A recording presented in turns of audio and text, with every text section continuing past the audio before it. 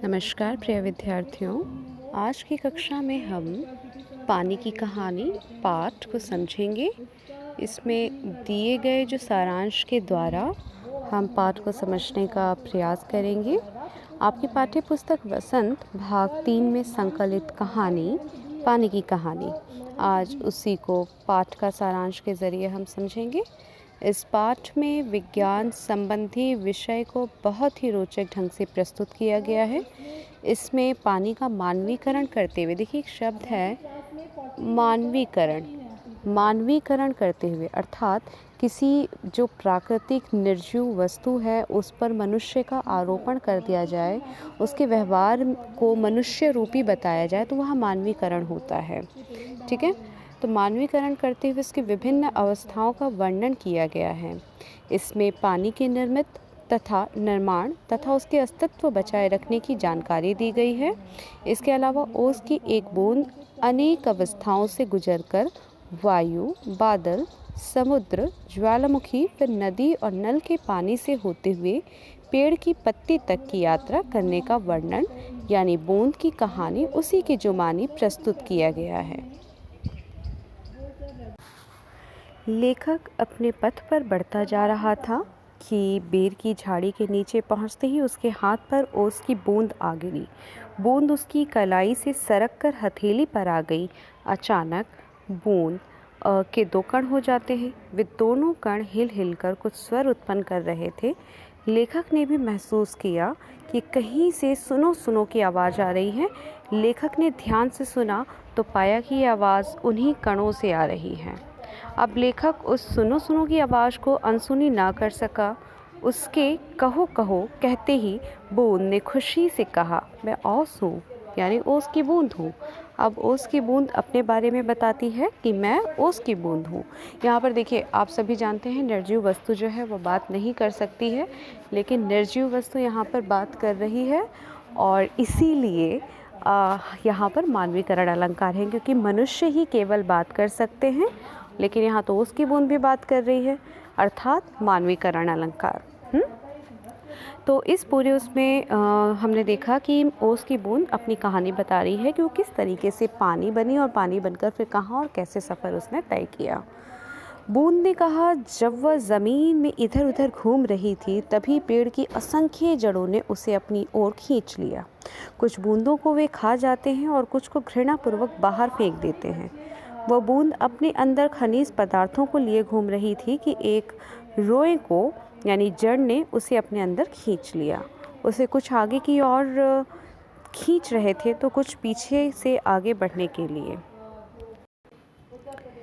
फिर उसे खींच लिया। अब क्या होता है आगे देखते हैं कि 3 दिन तक ये सांसत भोगने के बाद वो पत्तों से होकर निकल भागी। बाहर रात होने वाली थी। सूर्य की शक्ति न मिल पाने के कारण वो उड़ न सकी। रात भर पत्तों पर पड़ी रहने के बाद लेखक को देखती ही उसके हाथ पर आ गिरी। बूंद की कहानी सुनकर लेखक को दुख हुआ। उसने बूंद को कहा कि अब वह उसके हाथ पर सुरक्षित है, मतलब उसको एक तरह से सांत्वना दे दिया, उसको एक तरह से समझा दिया कि अब वो सुरक्षित है, अब उसका किसी प्रकार से कोई नुकसान नहीं होगा, उसका कुछ भी नहीं बिगड़ सकता। सूरज निकलने में कुछ समय शेष था। आप सभी जानते हैं पानी जो है वो किस प्रकार उड़ता है, किस प्रकार सूखता है। यदि सूर्य की किरणें उस पर पड़ेंगी तो वो पानी या ओस की जो बूंद है वो भाप बन करके आसमान में, आकाश में उड़ जाती है। तो यहाँ पर अभी जो सूरज है उसे निकलने में कुछ समय शेष था। उनकी शक्ति पाते ही बूंद उड़ जाती। सूरज निकलने तक का समय बिताने के लिए बूंद विचित्र घटनाओं से परिपूर्ण जीवन की कहानी सुनाने लगी। बहुत समय पहले उसके बूंद के यानी कि पुरखे हाइड्रोजन यानी हाइड्रोजन और ओशजन यानी ऑक्सीजन नामक 2 गैसों के रूप में सूर्यमंडल में विद्यमान थे। उनके वंशज अब भी वहाँ हैं। वो सूर्य का मुंह आलोकित किए हुए हैं। एक दिन की बात है कि एक प्रचंड प्रकाश पिंड सूर्य की ओर बढ़ता जा रहा था। फिर क्या हुआ कि ऐसा लगा कि ये प्रकाश पिंड सूर्य से टकराकर सब कुछ नष्ट कर देगा, पर वह सूर्य से सहस्रों मील दूर से निकल गया। सूर्य से लाखों गुना बड़े इस प्रकाश पिंड की शक्ति इतनी अधिक थी कि सूर्य का एक भाग टूटकर उसके पीछे चला आया। आप सभी को पता है ना, कक्षा में पढ़ाया गया था, पृथ्वी किस ग्रह से टूट करके बनी है? पृथ्वी किससे टूट के बनी है, किसका हिस्सा है? बिल्कुल सही सोच रहे हैं आप लोग, सूर्य। सूर्य एक आग का गोला है, उस आग के गोले से टूटने के पश्चात ही पृथ्वी का ये रूप जो आज हमारे समक्ष है वो बन पाया। तो अब क्या हुआ, टकरा कर डर था कि कुछ नष्ट ना हो जाए, तो क्या होता है कि पर वो सूर्य से सहस्रों मील दूर से निकल गया। सूर्य से लाखों गुना बड़े इस प्रकाश पिंड की शक्ति इतनी अधिक थी कि सूर्य का एक भाग टूटकर उसके पीछे चला। ये टूटा हुआ भाग इतनी खिंचाव शक्ति न सहन कर पाने के कारण कई और खंडों में टूट गया। उन्हीं में से एक हमारी पृथ्वी है। उसका बूंद का ग्रह ठंडा होता गया और अरबों वर्ष पहले हद्रजन और ओसजन की रासायनिक प्रक्रिया के उपरांत उसका जन्म हुआ। अपना प्रत्यक्ष अस्तित्व गंवाकर उन्होंने बूंद को पैदा किया। कुछ समय तक वह पृथ्वी के आसपास वाष्प रूप में मंडराती रही। फिर क्या था, जब मंडराती रही तो क्या हुआ, पर जब उसे होश आया तो उसने देखा स्वयं को एक ठोस बर्फ के रूप में पाया। अब वो अपने भाप रूप के 17वें भाग में पची थी। उसने देखा कि उसके चारों ओर असंख्य साथी बिखरे पड़े हैं। सूर्य की किरणें पड़ने से क्या हुआ, इनका सौंदर्य बिखर जाता है। जब बर्फ़ के टुकड़ों पर सूर्य की किरणें पड़ती हैं तो सौंदर्य ही सौंदर्य चारों तरफ बिखर जाता है। लाखों वर्ष यूं ही आनंद में बीत गए। ये समय दाल में नमक के बराबर था। मतलब इस तरीके से समय बीता जैसे लगता है, आज सोचें तो दाल में ज़रा सा नमक, मतलब अभी इतने लाखों वर्ष बीते हैं लेकिन कितना सा समय दाल में नमक के बराबर। ऐसे दीर्घजीवी से बात करके लेखक स्वयं को धन्य मान रहा था कि भाई ये पानी तो बड़े लंबे समय से, बड़े लंबे एक ज़माना पूरा तय करके आई है। बूंद ने बताया कि एक दिन अचानक उसके जैसे ही बर्फ़ बने भाई बहनों के भार के कारण नीचे वाले भाई दब गए और पानी बन गए। आप सभी जानते हैं दबाव के कारण एक जो गर्माहट है वो उत्पन्न होती है। तो जब दबा एक बूंद से दूसरे बूंद, दूसरे बूंद से तीसरे बूंद, तो इस तरीके से दबने के पश्चात क्या होता है कि गर्माहट नीचे से और बर्फ़ की सिल्लियाँ जो है वो पिघल करके पानी के रूप में बदल गई और समुद्र खारे पानी में मिल गई।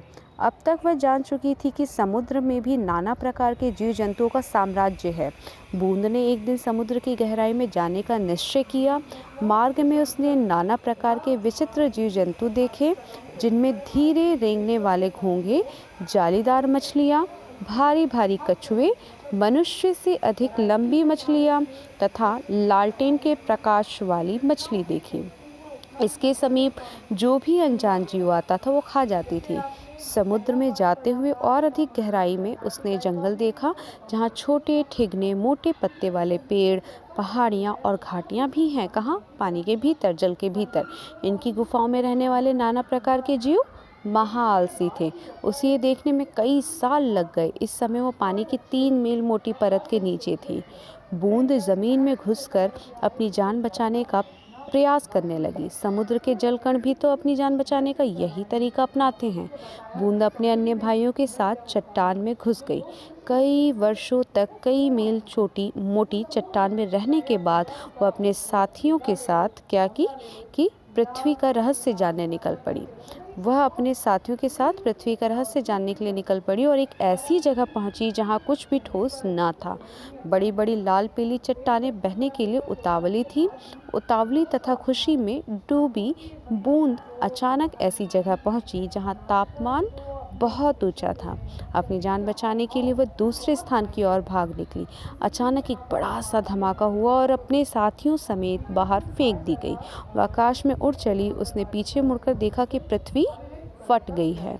उसमें से धुआं, रेत, पिघली धातुएं तथा लपटें निकल रही हैं। क्या थी ये? ज्वालामुखी फटने पर ऐसा ही होता है। वह इस शानदार दृश्य को देखने के लिए बार बार इच्छुक थी। मनुष्य इसे क्या कहते हैं? ज्वालामुखी कहते हैं। आसमान में उसे भाप का बड़ा दल मिला तथा उसकी सहेली आंधी भी मिली। आंधी उसे पीठ पर लादे लादे इधर उधर घुमाती रही। आसमान में स्वच्छंद यानी खुले रूप से किलोले करना उसे बहुत अच्छा लग रहा था। बहुत से भाप कणों के मिलने के कारण वो भारी हो गई और बूंद बनकर पहाड़ पर कूद पड़ी यानी बारिश के रूप में। अन्य साथियों के साथ मैली कुचैली होकर बहने में अद्भुत आनंद का अनुभव किया। वह अब अपने साथियों के साथ एक चट्टान पर गिरी, जिससे चट्टान टूटकर खंड खंड हो गई। उसकी इच्छा अब समतल भूमि पर जाने की थी। क्या थी? समतल भूमि पर। फिर इसलिए वो एक छोटी सी धारा में मिल गई। और क्या होता है कि सरिता के वे दिन बड़े मज़े के थे। बहते बहते एक दिन वो नगर के पास पहुंची। नदी के तट पर एक चिमनी देखकर उसकी उत्सुकता बढ़ी। वो उधर बढ़ी कि एक मोटे पाइप में खींच ली गई, और किस्मत से एक दिन वह नल के टूटे भाग से फिर बाहर निकल आई और पृथ्वी में समा गई, तथा घूम फिर कर इस बेड़ के पेड़ पर अब पहुंच चुकी है, और अब फिर सूर्य का इंतज़ार कर रही है, ताकि सूर्य निकले और वो भाप बनकर फिर आकाश में उड़ चले। और अब तक सूर्य निकल चुका था, और सूर्य की शक्ति पाकर ओस की बूंद धीरे धीरे छटी और फिर गायब हो गई। आपको उसकी कहानी तो समझ आ ही गई होगी। तो आज की कक्षा के लिए इतना ही। अगले वीडियो में मैं आप सभी को पानी की कहानी के पाठ्यांत प्रश्नोत्तरों को समझाऊंगी। धन्यवाद। धन्यवाद विद्यार्थियों।